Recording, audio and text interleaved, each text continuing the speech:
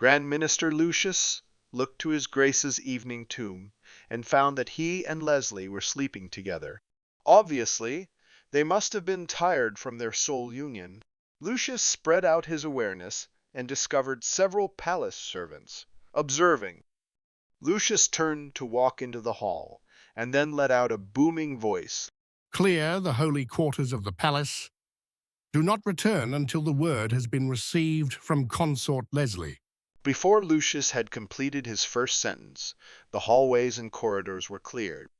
These servants knew what could be overheard and what could not. He stood there for a few more moments, feeling the servants left. When Lucius confirmed the last servant had vacated, he turned and re-entered into the Holy Witch King's chamber. Ahem, Your Grace, isn't it time to stir and set out to your study? Lucius spoke to the sleeping duo. Your Grace, it is time to wake and oversee the kingdom. Lucius was at the end of his temper. He was trying to keep up pretenses in front of Leslie. Leslie didn't know how close the Holy Witch King and him were, and he didn't want to throw his Grace's face. After waiting for a period of time longer than Lucius's patience, he walked over to his Grace's evening tomb and rapped the Holy Witch King's skull. Wake up, you bonehead! Grand Minister Lucius's voice rang out. If any of the servants heard this, they would have experienced true death from shock alone. No one in the kingdom would believe the Grand Minister would yell or call his Grace a bonehead. Being called a bonehead for the undead was a slur of grave consequence. Usually, only close friends could call each other a bonehead without coming to blows. Jack's vision slowly came into view as the golden wisps in his eyes slowly flickered into existence. He felt like he had the best sleep he had ever gotten this unlife or his last life. Amma? Leslie stirred from her slumber as well. She looked up to see Grand Minister Lucius hovering over her dear's evening tomb. Grand Minister Lucius, what are you doing here? Why are you in my dear's private chamber? Did you just call the Holy Witch King a bonehead?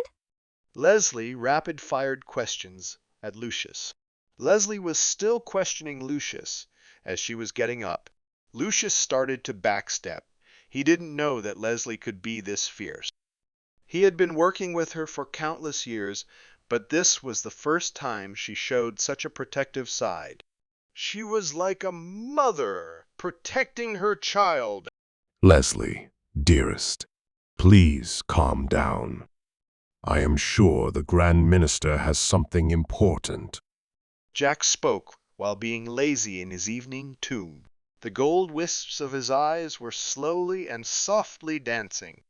He kind of didn't want to get up. This was some great sleep. Leslie stopped mid-question. Dearest. She looked back over to Jack, who was still laying down. Warmth spread throughout her soul again. Jack sluggishly spoke. Grand Minister Lucius, honestly, what's wrong? Did the House of Undeath stage a coup? Lucius was still dizzy from the flurry of questions Leslie threw at him, but now it was also her turn to be stunned. What? What? Lucius and Leslie spoke back to back. If they had, I wouldn't be surprised, honestly. Jack sat up, slightly slumping in his evening tomb. Both Lucius and Leslie were on alert. They knew the Holy Witch King wouldn't say things without cause. This was worse than they thought. After a pause, Lucius spoke up. Your Grace, I know that you have just got a consort, but it's not good to overexert yourself. Lucius intentionally left his words ambiguous. He didn't really want to talk about this kind of thing in front of Consort Leslie. Why did this sound exactly like boning? Jack thought. Grand Minister? We have not. Leslie was already on edge when Lucius woke them up, but now was thoroughly incited. It was one thing to do it, and another to be accused when innocent. Huh? Lucius looked blankly at the two of them. Then what have you two been doing? That is none of your bees. Sleeping. Jack interrupted Leslie. At this point, Jack had gotten up and walked over to put on his robes and shoes. I really need to get to my study. Jack said as he walked back to Leslie. Ahem. Your Grace, the only reason I came is because it's been 2.5 weeks since court. There are only another week and a half left. Lucius said somewhat hurriedly. What? Jack exclaimed. I took a nap for a week and then slept for another week and a half. Jack's mind was tumbling. Yes? Do you already have plans on how to take care of the kingdom? Grand Minister Lucius asked hopefully. First, I need to get to my study. But yes, I do have a plan. Jack said heroically. Let it be known that Jack, in fact, had no plan, but wanted to calm Lucius down. He figured he could come up with something, inwardly releasing a sigh of relief. That's great to hear, Your Grace. As expected of my dear. Leslie praised her love inwardly. Sweetheart, I might have asked you earlier, but what are your plans today? Jack asked Leslie. Leslie was so happy by being called sweetheart. It almost made up for his botched proposal. Almost. I'm going to wash the linens here first, maybe repair the chamber door, then I will gather my handmaidens. Wait, I should transfer my handmaidens to the palace. I also need to contact my clan. Leslie started off strong, but her voice started to trail near the end. Jack wondered what was her clan. He was still puzzled over the whole undead clan being a thing. My Grace, Leslie may need your help with her clan. Grand Minister Lucius spoke after a moment of thinking. Why would Leslie need help? Jack asked, feeling odd. You must have forgotten. Leslie said bitterly. I was exiled from my clan before I gained my title of Countess. Why would Leslie get exiled? There is a story behind this. Jack hatefully thought. I'm just worried, Countess. Consort Leslie will be wronged by her clan. What? Who would dare bully my consort? Jack said with a calm fury as the gold wisps in his eyes flared up and gold flames burned in his eyes. Jack was thoroughly incited. All the years he lived in his past life, and he never had a loved one. Now he had one, and all the years of love he saved had been transferred to Leslie, for right or wrong. He was not about to let anyone hurt or mistreat Leslie, even if her parents raised from the grave and came to discipline her. They would have to go through him. Lucius and Leslie took a step back, clearly shocked by the Holy Witch King. In all the years of being by his side, he had never grown this angry. It was almost like he was a different person. Lucius inwardly thought. Ah. Is this why His Grace never took a consort previously? He is truly overprotective. A weakness. Lucius continued this line of thought about this new development might not have been the best idea. Just why did His Grace wait until now to acquire a consort? Leslie ran up to Jack and placed her hands on his ribcage. Shaking her head, No one would bully me. Please have mercy on my clan. Jack's golden wisps settled back down, but were fervently dancing in his sockets. Who is your clan? Which representative are they in the House of Undeath? Leslie didn't want to speak, but did so anyway. My clan is the Grim Knight clan, and the Undeath representative is Undeath Official Jordan. Undeath Official Jordan. He doesn't have another title.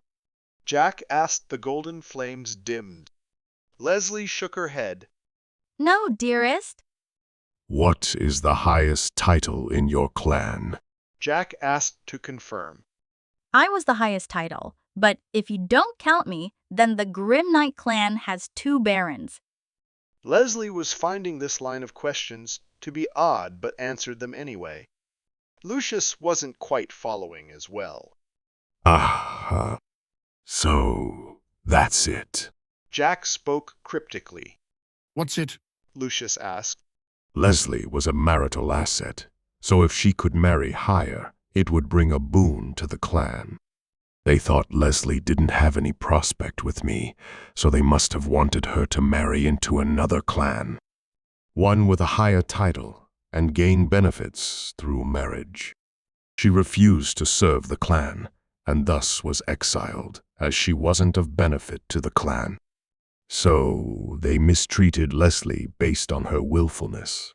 Jack finished his monologue. Lucius wasn't sure on Leslie's clan's circumstances and thus looked to her, but was caught off guard by her expression. Leslie's delicate mouth gaped so large one could fit an apple into it. No one knows this. How did you know this? Leslie was so shocked she didn't even add her endearment. Jack shrugged his shoulders. It only makes sense. Jack had seen scenarios like this too many times in the games and novels he played and read. Grim Knight is a minor clan, correct? Jack asked, knowingly. Ah, yes.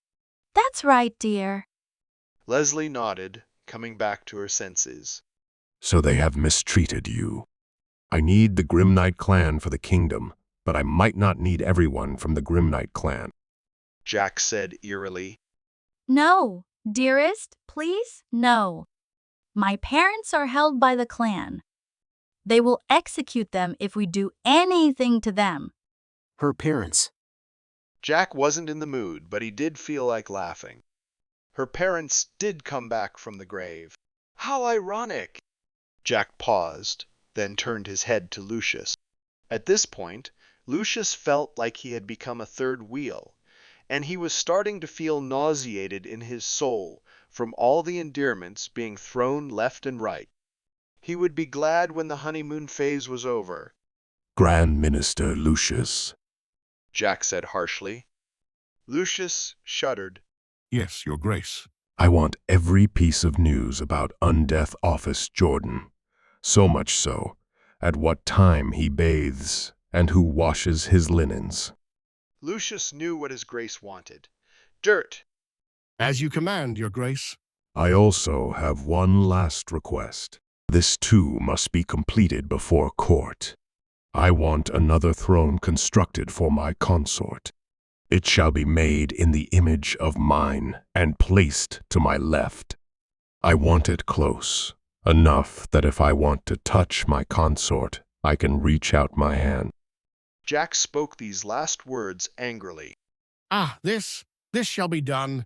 Lucius said, at first unsure, but finished his words resolutely. Never in the history of the kingdom had a consort had a throne beside the Holy Witch King. Leslie stood there dumbfounded. She wanted to protest, but found she couldn't. A throne with the Holy Witch King? What did this mean exactly? What would this do? She didn't know, but could only worry for her love, the kingdom, and her parents that she hadn't seen in over 1,000 years. Good, good, good. The Holy Witch King spoke 3 good. He then turned to walk out of his chamber, leaving these words behind. I shall be in my study, should you need me. I look forward to meeting Undead Official Jordan. Laughter soon broke out as his form turned and disappeared into the hall, his golden flame-like eyes leaving behind 2 light gold streaks in the air. Leslie and Lucius shuddered and looked to each other, unsure what his grace was going to do.